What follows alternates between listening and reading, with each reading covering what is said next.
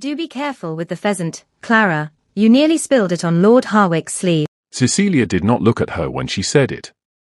That was the particular art of it, the correction delivered sideways, lightly, as one might remark upon the weather, while her eyes remained fixed upon her fiancé with an expression of devoted attention. The words were not meant to wound. They never were. They simply did. Lord Harwick chuckled softly. No harm done, my dear. There would have been. Cecilia replied, and lifted her wine glass with a smile that had nothing to do with Clara. Clara straightened. Reset her expression. Moved on. 32 candles burned along the center of the Ashford dining table, arranged in silver holders she had polished that very morning with her own hands. The crystal caught their light and scattered it across the ceiling. The linen was pressed. The flowers were fresh. Every detail of this evening had been assembled with invisible labor, and not one of the 40 guests now laughing and eating knew whose hands had done it. They would not have thought to ask. She was reaching past Arabella to collect an empty dish when her younger sister turned, looked at her directly for the first time all evening, and said with perfect cheerfulness, "You have a smudge on your chin, Clara." "Soot, I think." From the kitchen. 2 gentlemen nearby heard. One coughed. The other studied his plate with sudden interest. Clara said nothing. She touched her chin briefly with the back of her wrist, adjusted her grip on the dish, and continued toward the kitchen door. Behind her she heard Arabella laugh, the light, unthinking laugh of a girl who had not yet learned that casual cruelty leaves marks on the person who delivers it as much as the one who receives it. Or perhaps she had learned and simply did not care. Clara set the dish on the kitchen table and stood for a moment in the relative mercy of the empty room. She was 23 years old. She was the daughter of a baron. She had been educated by the same governess as her sisters, had read the same books, spoken French with the same imperfect accent, practiced the same pieces on the same pianoforte in the same drawing room on the same grey Derbyshire mornings. And tonight she was carrying pheasant while her sisters wore pearls. "You will not feel what you are feeling," she told herself, the same instruction she had been repeating since 6 o'clock that evening, when she had fastened the last button on Cecilia's gown and watched her sister examine her own reflection with the serene satisfaction of a woman who has never once doubted her own worth. She smoothed her dark muslin, lifted the next dish, and returned to the dining room. It was then that the door at the far end opened. The shift was subtle, a change in posture among the seated guests, a murmur moving down the table like wind across water. Lord Harwick rose slightly, his expression assuming the alertness of a man surprised by an honor he had quietly hoped for. Clara looked up. He stood in the doorway in a coat of deep charcoal, unhurried, as though the room had been waiting for him rather than the other way around. Tall, dark-eyed, with the particular stillness of a man who had long ago stopped needing to announce himself. His gaze moved across the assembled company, calm, assessing, faintly removed. She did not know who he was. She only knew that every candle in the room seemed suddenly to lean toward him. "Your Grace." Lord Harwick extended his hand with undisguised pleasure. "I confess I had not dared hope you would come. I am a man of my word, Harwick." The visitor's voice was low and even, the kind that did not need volume to fill a room. "When I say I will attend, I attend." "Your Grace." Clara absorbed the information quietly from the sideboard, where she was rearranging the dessert service with hands that had gone slightly unsteady. A duke, then. She did not know which one, and it did not matter. Men of that rank moved through rooms like weather, noticed by everyone, belonging to no one in particular, and entirely indifferent to the smaller creatures caught in their passing. Lord Harwick led him to the empty chair 3 places from Cecilia's left. Cecilia straightened almost imperceptibly. Arabella's eyes had gone wide with the transparent excitement of a girl who had not yet mastered the art of concealing her interest in handsome men. Clara lifted the wine decanter and moved down the table. She had developed, over the course of the evening, a careful and systematic blindness, filling glasses without looking at faces, collecting dishes without meeting eyes. It was a practical mercy.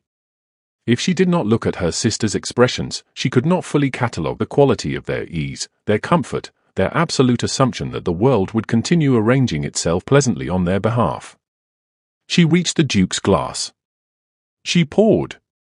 And then, with the particular misfortune of a woman who had been so careful all evening, she looked up. He was already looking at her. Not with the habitual, unseeing glance of a man acknowledging a servant. Not with embarrassment. Simply looking. Directly and quietly, with an expression she could not immediately name. Clara dropped her gaze at once and moved on. By the third course she had persuaded herself it was nothing. A coincidence of timing. The natural tendency of the eye to follow movement. She was, after all, the only person in the room currently moving. By the fourth course she was considerably less certain. She felt it rather than saw it, the atmospheric pressure of sustained attention from someone making no effort to disguise it. She crossed to the sideboard. She returned to the table. Each time, without intending to, she became aware of precisely where he sat, the way one becomes aware of a fire in a cold room, peripherally, without looking directly at the flame. She risked a glance. He was listening to the gentleman on his left, expression attentive, posture composed. But his eyes moved. Found her. Held a moment too long. At the head of the table, Cecilia had gone very still. Her smile remained in place, but something behind it had shifted, a subtle tightening, like frost forming on still water. She had noticed. And Clara, who had spent a lifetime reading the weather of her sister's moods, felt the first cold edge of it reach her from across the room. Clara Ashford had not always carried dishes. There had been a time, not so distant that she had forgotten it, but worn smooth enough by repetition that it had acquired the quality of something half imagined, when she had sat at tables rather than served them. When she had been, if not precisely cherished, at least counted among the daughters of the house rather than its most economical convenience. It had ended the way most quiet injustices end. Not with a single blow but with a long series of small surrenders, each one reasonable in isolation, each one impossible to object to without appearing petty or ungrateful, until one morning she woke to discover that the sum of all those small surrenders was her entire life. The inheritance had been the first and most significant. Her grandmother, her father's mother, a sharp-tongued woman of considerable independence, had left Clara £400 upon her death. It was not a fortune. But it was enough for a modest season. Enough to purchase 2 decent gowns, secure an introduction or 2, and present herself to the world as something other than a burden on her family's diminishing resources. She had been 17 when her grandmother died. She had never seen the money. She discovered its existence and its disappearance entirely by accident 2 years later when she came upon her father's old correspondence while helping her mother sort his papers after his illness. A solicitor's letter. A transfer of funds. A date that corresponded precisely with the month Cecilia had debuted in Bath in a gown of pale gold silk and a set of pearl earrings Clara had been told were a gift from an admiring aunt. She had stood holding the letter for a long time. Then she had folded it carefully, replaced it in the drawer, and gone downstairs to help prepare supper. She had not spoken of it. To speak of it would have required a confrontation she lacked the weapons for, her mother's particular genius being that she conducted every injustice with such calm practicality that to protest it was to seem hysterical, ungrateful, or simply difficult. "You are the sensible one, Clara," her mother had said, more than once, with the tone of a woman conferring a compliment. "Your sisters require more management. You have always been self-sufficient." Self-sufficient. The word for a horse that does not need to be fed. The word for a room that requires no heating. The word for a daughter one need not worry about because she has made her peace with receiving nothing. Miss Clara, cook had said to her once, in the kitchen, with the careful gentleness of a woman who sees more than she is paid to notice, "You deserve better than this house gives you." Clara had smiled and said, "We all of us make do, Mrs. Peel." But she had thought about it for a week afterward. Cecilia's engagement had been announced on a Tuesday morning in October, over breakfast, with the theatrical timing her sister had always possessed. "Lord Harwick has spoken to Mamma," she said, setting down her teacup with a precise and satisfied click. "It is settled." Arabella had shrieked with a delight entirely disproportionate to her personal investment in the matter and thrown her arms around Cecilia's neck. Their mother had pressed her handkerchief to the corner of one eye, a gesture Clara had never quite determined was genuine, and declared it the happiest day in recent memory. Clara had said, "I am very glad for you, Cecilia," and meant approximately half of it. Lord Harwick was wealthy, steady, and twice Cecilia's age. He was not unkind. He was also not interesting, and Clara privately suspected her sister knew this and had calculated that an uninteresting husband of sufficient fortune was a more reliable arrangement than an interesting one of uncertain means.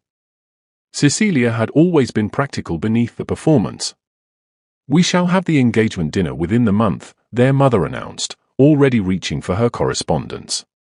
40 guests at minimum. The Alderton family, the Pembrokes, certainly the Carstairs. "And we shall need new gowns," Arabella said immediately. "Naturally." Clara waited. She was accustomed to waiting through conversations of this kind to discover where, if anywhere, she featured in the plans being laid. "Clara." Her mother looked up with the expression of a woman solving a practical problem. "You shall manage the menu with Mrs. Peel and oversee the table arrangements. You have always had a steadier hand for these things than your sisters." "Of course, Mamma." It was not until 3 days before the dinner that the other matter arose. Martha, the housemaid, slipped on the wet kitchen steps and broke her wrist on a Wednesday afternoon. The surgeon was sent for. Martha was put to bed. And that evening Clara's mother appeared in the doorway of the small sitting room where Clara was writing the dinner seating plan and delivered the verdict with the calm of a woman announcing a minor schedule adjustment. "You will serve at table on Friday evening." Clara set down her pen. "I beg your pardon, Mamma. We cannot afford to hire a girl on 3 days' notice. Not with what this dinner has already cost us." Her mother's tone did not invite discussion. "You are capable. You know the house. It is a practical solution." "I am your daughter," Clara said. Quietly. Carefully. The way one sets down something fragile. Her mother looked at her with an expression that was not unkind and not cruel and was somehow worse than either. "Yes," she said. "And your sister's dinner must succeed. You understand that." From the hallway, Arabella's voice drifted in. She had been listening, as she always listened, from just beyond the door. "At least you shall not have to make conversation with anyone dull, Clara. Think of it as a mercy." Then the sound of her light footsteps retreating. Then laughter, brief and bright, already moving on to something else. Clara sat alone in the small sitting room for a long time after her mother left. Then she folded the seating plan, rose from the chair, and went to find her darkest dress. The guests had moved to the drawing room for tea when Clara began clearing the last of the dinner table. The candles had burned low. The room was quieter now, the particular exhausted quiet of a space that had held too many people for too many hours and was slowly returning to itself. She was stacking the final dessert plates when she heard footsteps behind her. Not the light, purposeful steps of a housemaid. Heavier. Deliberate. She turned. The Duke of Kingston stood at the far end of the table, still in his charcoal coat, his hands clasped loosely behind his back. He was not approaching with the hurried air of a man who had wandered in by accident. He had come here directly, and they both understood it. Clara set the plates down carefully. "Your Grace." She dipped into a correct curtsy, her eyes lowered. "I believe the company has removed to the drawing room. If you have need of anything I can." "I did not come for tea," he said. She looked up. He was closer than she had realized, having crossed the room with quiet efficiency while she was speaking. In the diminished candlelight his expression was easier to read than it had been across a crowded dinner table, and what she read there was not the languid curiosity of a man amusing himself. It was something more deliberate than that. More considered. "I find myself at an unusual disadvantage," he said, "for a man who was introduced to every person at that table tonight." Clara said nothing. "I was not introduced to you," he said. A beat of silence. Outside, a carriage shifted on the gravel. She began. Kingston. Cecilia's voice arrived in the room before she did, bright, warm, perfectly calibrated to the occasion. She appeared in the doorway in her ivory silk, her expression arranged into a smile of charming surprise, as though she had stumbled upon a delightful coincidence rather than what Clara knew with absolute certainty was a deliberate interception. We wondered where you had gone. Cecilia moved forward without hesitation. I see you have met our girl. Our girl. She assists us when we entertain, Cecilia continued, stepping neatly between them with the practiced ease of a woman who has been managing rooms since childhood. We are very fond of her. Now, you simply must come and tell Lord Harwick more about the Ashmore estate. He has been speaking of nothing else since you arrived. She touched the Duke's arm lightly. A steering gesture. Graceful and absolute. The Duke looked at Clara once more over Cecilia's shoulder. Clara looked back at him with a face that revealed nothing, because she had spent 23 years perfecting that particular expression. Then Cecilia led him away, and the room was empty, and Clara stood alone between the guttered candles and the stacked plates, feeling something cold and clarifying move through her chest. Our girl. She picked up the plates and carried them to the kitchen without making a sound. She found Clara in the linen room at 11:30. The guests had gone. Their mother had retired with a headache and a satisfied expression. Arabella had fallen asleep in the parlor chair like a child. The house had settled into its nighttime silence, and Clara was folding tablecloths alone when the door opened and Cecilia entered, still in her silk, her pearl earrings catching the lamplight. She closed the door behind her. You may thank me, she said pleasantly, for sparing you an embarrassing situation this evening. Clara continued folding. I do not know to what you refer, Cecilia. Do you not? It was not a question. Cecilia moved to the small window and stood with her arms crossed, studying Clara with the cool assessment she usually reserved for household accounts. The Duke of Kingston is James Wyndham. He holds 3 estates, a seat in the Lords, and an income that would make Lord Harwick look modest. He is also, she added, her voice dropping a degree, precisely the kind of man who should not be standing in a darkened dining room speaking to a girl who was carrying dishes an hour earlier. I was not. You were. Cecilia's pleasantness did not waver, which was somehow more alarming than anger would have been. And I corrected it. Discreetly. You are welcome. Clara set down the tablecloth and turned to face her sister fully. I see, she said. I hope that you do. Cecilia held her gaze without difficulty. You are a sensible woman, Clara. More sensible than you sometimes allow yourself to behave. The Duke is here as Lord Harwick's guest. He moves in circles that have nothing to do with you. If he showed you some passing curiosity this evening, it was precisely that, passing. Men of his position are occasionally diverted by the unusual. It means nothing and it will come to nothing, and any encouragement on your part would result in consequences considerably more unpleasant for you than for him. Clara said, very quietly, and if I were to disagree with your assessment. Something shifted in Cecilia's expression. The pleasantness remained, but beneath it something sharpened, a blade behind glass. Then I would remind you, she said, that this house, this dinner, this family's standing, all of it depends upon my marriage proceeding well. Lord Harwick values Kingston's regard. I will not have anything, or anyone, introduce unnecessary complications into the next several months. She paused. Do you understand me, Clara? The lamp between them flickered. Clara understood her perfectly.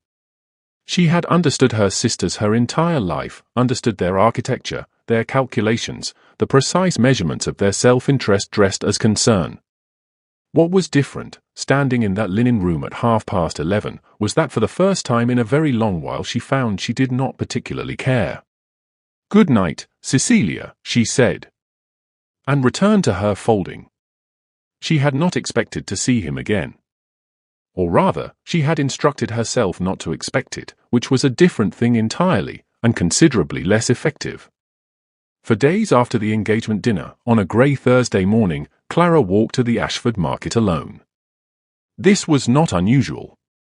She did the household shopping more often than not, her mother having discovered years ago that Clara neither overspent nor was distracted by the milliner's window in the way that Arabella invariably was. She was examining a basket of late autumn apples, testing them for firmness with the serious attention of a woman working within a strict budget, when a voice to her left said, "The ones on the far side are better." She turned. The Duke of Kingston stood 2 feet away in a plain dark greatcoat, without attendants, without ceremony, looking very much like a man who had arranged to be exactly where he was. Clara looked at him. Then at the apples. Then back at him. "Your Grace," she said, "do you make a habit of advising strangers on their market purchases?" "Only when the stranger appears to be making an error," he said. "The far ones have had more sun. You can tell by the color near the stem." A pause. Clara reached across and selected one of the apples he had indicated. Examined it. It was, she was frustrated to discover, noticeably better. "You were not introduced to me at the dinner," he said, without preamble. "Your sister introduced you as household staff." "You are not household staff." "I was carrying dishes," Clara said carefully. "You were also," he said, "the most observant person in the room. I watched you notice things that the other 40 guests entirely missed." He paused. "I find that considerably more interesting than anything that was said aloud all evening." Clara set the apple in her basket. Her pulse was behaving in a manner she found professionally inconvenient. "You are very direct, Your Grace," she said. "I have found that indirectness wastes a great deal of time." He fell into step beside her as she moved to the next stall, with the comfortable ease of a man who had decided something and was no longer deliberating. "Tell me your name. Your actual name. Not the one your sister offered." "Clara Ashford," she said. "Daughter of the late Baron Ashford." Something registered in his expression, a quiet recalibration. "Miss Ashford," he said. "I owe you an apology for not having secured a proper introduction at dinner." "You owe me nothing, Your Grace." "Nevertheless." He stopped walking and faced her, and his expression was entirely serious. "May I call upon you, Miss Ashford?" The market moved around them, voices, carts, the smell of bread and cold air. Clara looked at him, at the steadiness of his gaze, at the complete absence of condescension or performance, and felt something dangerous stir beneath her careful composure. "I do not know," she said honestly. It was the most truthful thing she had said to anyone in months. She found them on a Sunday. She had not been looking for anything in particular. Her mother had asked her to clear out the old writing desk in the upper hallway, a piece of furniture that had belonged to her father and had sat untouched since his death 2 years prior, accumulating letters, receipts, and the general sediment of a household's unanswered correspondence.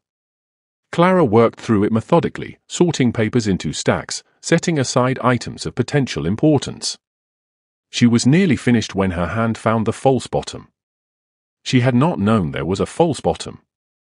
It was shallow, barely 2 inches, and contained a bundle of letters tied with a ribbon she recognized as having once belonged to her own sewing box. She untied it. The first letter was from a Mr. Edward Calloway, dated for years prior, addressed to her. She had never received it. The second was from the same gentleman, 3 weeks later. Also addressed to her. Also never received. There were 6 letters from Mr. Calloway in total, each one progressively more confused, the final one stiffly formal, a withdrawal. A man who had written repeatedly without reply and drawn the only conclusion available to him. Clara remembered Mr. Calloway. She had met him at the Pembroke summer gathering. He had been kind, quietly funny, and had spoken to her for nearly an hour about nothing in particular in the way that meant everything. She had waited afterward, weeks, then months, and heard nothing. She had concluded he had lost interest. She had concluded incorrectly. Beneath Calloway's letters were 2 others. These were not addressed to her. They were from a solicitor. and they concerned, in precise legal language, the transfer of a bequest of £400, left by the late Mrs. Ashford Sr. to her granddaughter Clara, into the general household account. Authorized not by her father, as she had assumed from the earlier letter she had found, but by her mother. Her mother's signature was at the bottom of the authorization. Clara sat on the floor of the hallway for a long time. The house was quiet around her. Somewhere downstairs she could hear Arabella at the pianoforte, picking through a melody with the unhurried ease of a girl who had never sat on a cold floor holding the paper evidence of her own erasure. She had always known. In the shapeless, unexamined way one knows things one is not ready to hold directly, she had always understood that she had been managed rather than loved, redirected rather than considered. She had told herself it was circumstance. The family's finances. Her sister's greater need. The reasonable sacrifices of the sensible one. But there was nothing reasonable on the papers in her hands. This had been deliberate. Consistent. Decided. She pressed the letters flat against her knee and felt, rising through the long-trained composure, through the careful silence and the folded tablecloths and the dark muslin and the years of swallowed words, something she had not permitted herself in a very long time. Anger. Clean and total and entirely her own. She gathered the letters carefully. Stood. And did not put them back. The Pembrokes' drawing-room was everything the Ashford house pretended to be, warm, well-staffed, and entirely without financial anxiety visible in its furnishings. 40 candles burned without anyone having counted them. The fire was generous. The tea was hot. Clara had almost not come. She had stood in front of her modest blue gown that morning with the letters from the writing desk still present in her mind like a low sound one cannot stop hearing, and she had thought seriously about sending her apologies to Mrs. Pembroke and spending the afternoon alone. Then she had put on the blue gown and come anyway. She was tired of making herself small. She had been there perhaps 20 minutes, speaking with old Mrs. Carstairs about nothing consequential, when she felt the familiar atmospheric shift she had come to associate with one specific presence. She did not turn immediately. She allowed Mrs. Carstairs to finish her sentence. Then she turned. The Duke of Kingston was crossing the room toward her with the unhurried directness of a man who had identified where he was going and saw no reason to obscure it. Behind him, across the room, she was peripherally aware of Cecilia's conversation faltering, a half-second interruption in the bright social rhythm her sister maintained as naturally as breathing. "Miss Ashford." He bowed correctly. "I had hoped you might be here." "Your Grace." She curtsied. "I was not aware you were acquainted with the Pembrokes." "I am acquainted with most families in this county," he said, and the faint dryness in his tone made clear he did not consider this an unqualified pleasure.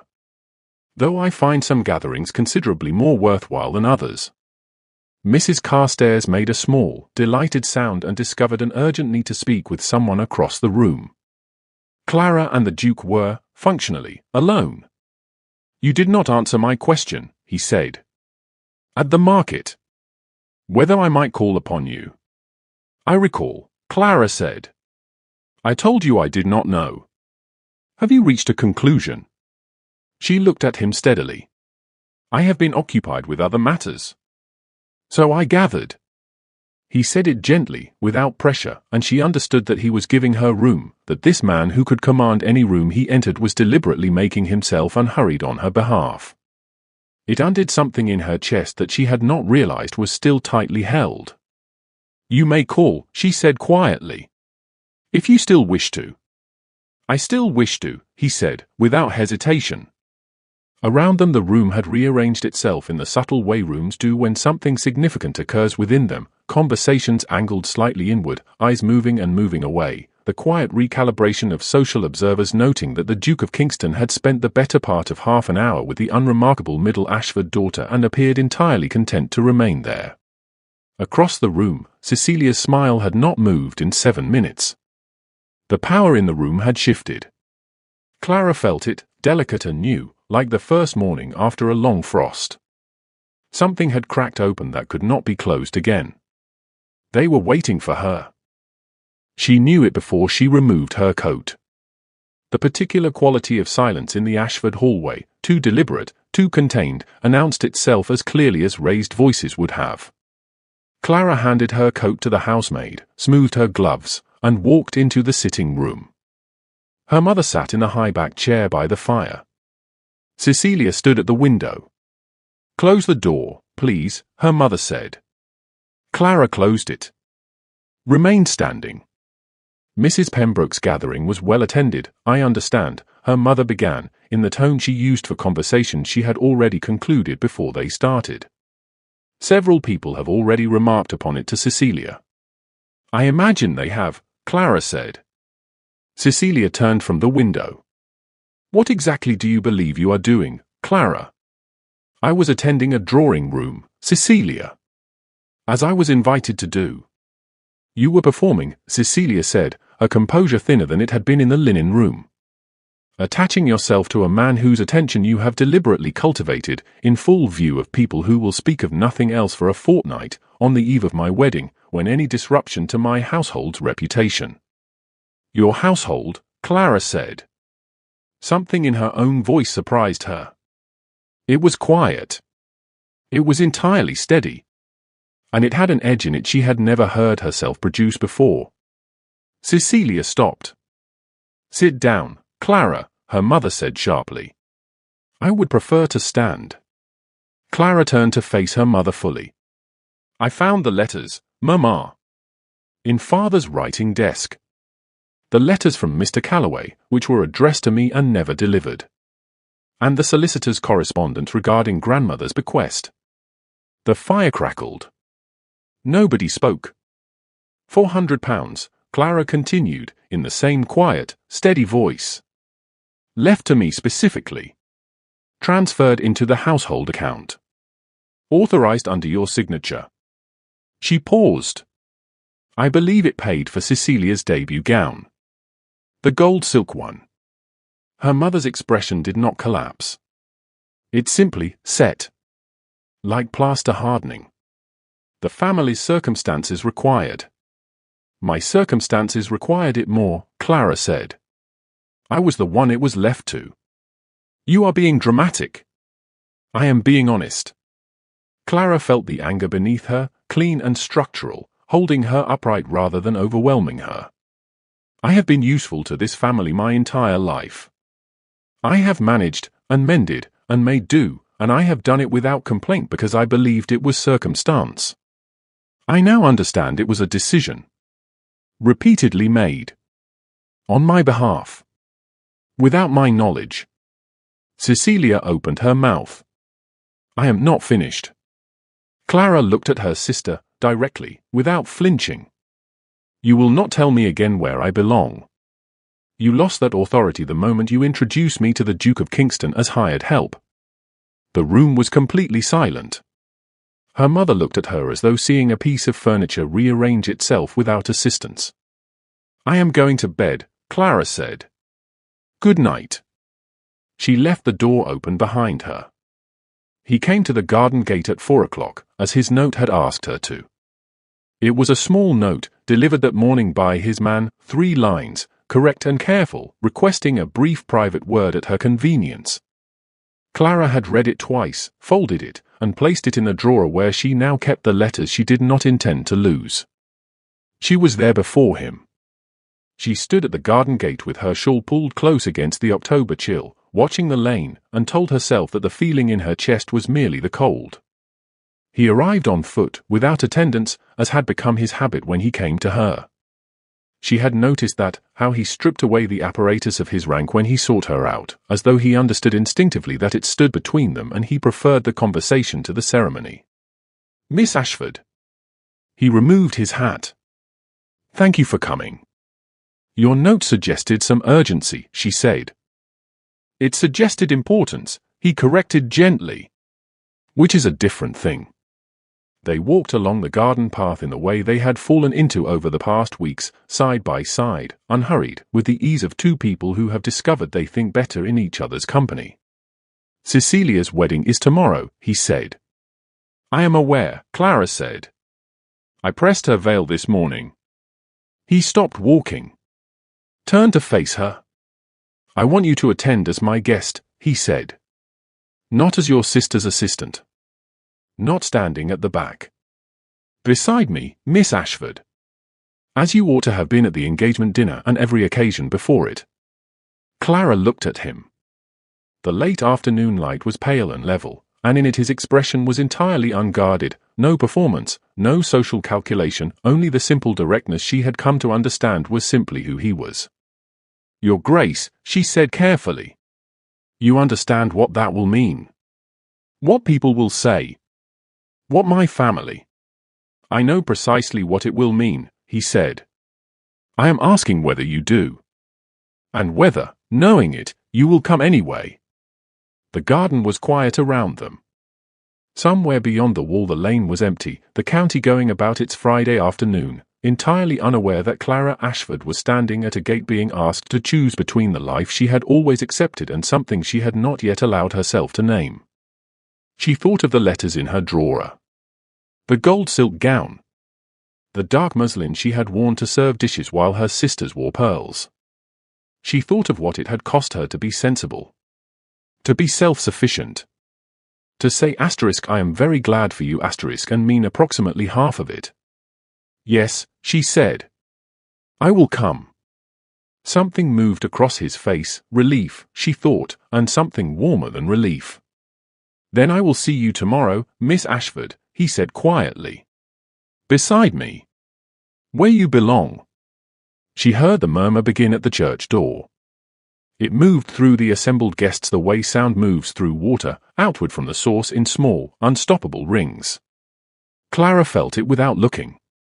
She kept her eyes forward, her hand resting lightly on the Duke of Kingston's arm, and walked into St. Michael's Church with her spine straight and her dark blue gown, her best, carefully pressed the night before, doing its quiet, dignified work.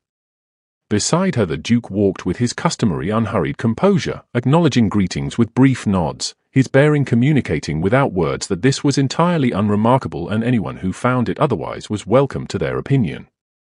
They took their seats for rows from the front. She felt her mother's gaze find her from across the aisle like a cold hand on the back of her neck. She did not turn. When Cecilia appeared at the church door on Lord Harwick's arm, radiant in ivory and lace, her eye swept the assembled guests with the instinctive survey of a woman who has always known exactly who is in a room. They found Clara. For 3 full seconds Cecilia was entirely still.